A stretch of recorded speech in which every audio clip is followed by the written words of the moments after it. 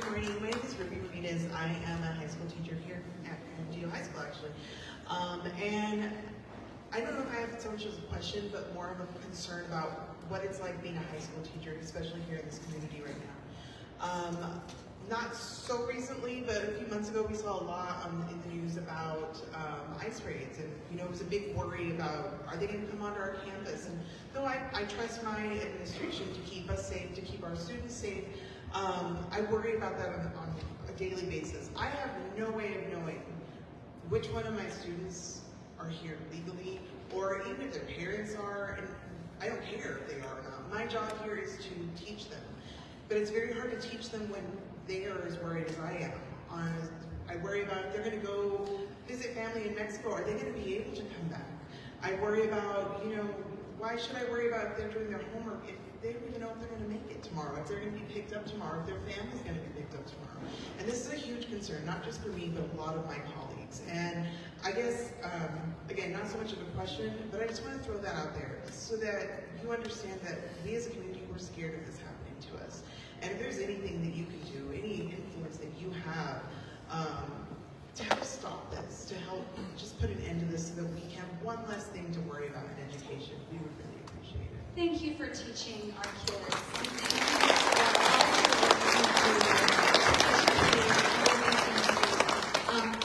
Agree, and I will tell you, Border Patrol and ICE used to have a long-standing policy that they would not go into certain areas for enforcement purposes. Churches, clinics, courthouses, which has been thrown out the window, schools.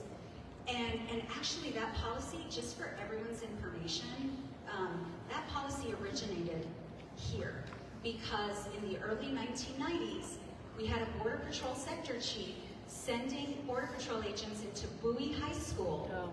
Do you all remember that? To essentially make students and teachers and administrators prove that they were in the country legally, that they were following people home, coaches home, personnel home, following students who were walking home.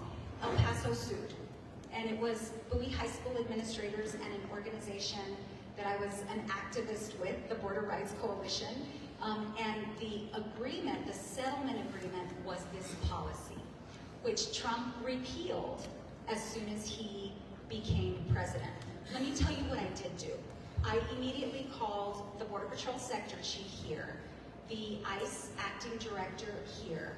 I called local elected officials, mayor, county judge,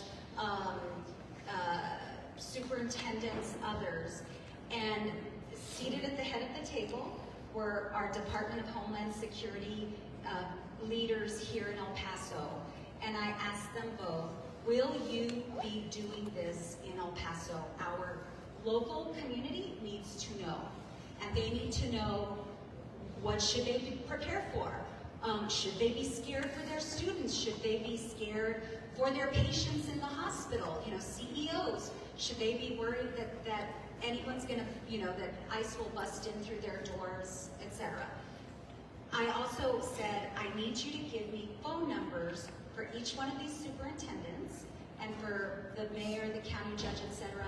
Because if they hear of this happening on school property or on county property or on city property, who do they call? I want you to give me a number, and they did.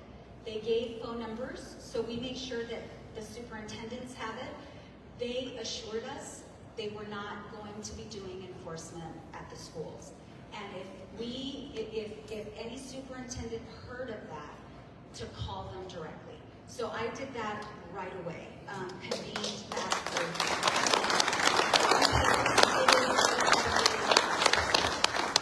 if it ever does happen, and we're having quarterly meetings so that there's accountability here locally. So I'm doing everything I can to continue to convene people so that the local DHS folks are in front of community folks and can answer to what's going on locally. Thank you.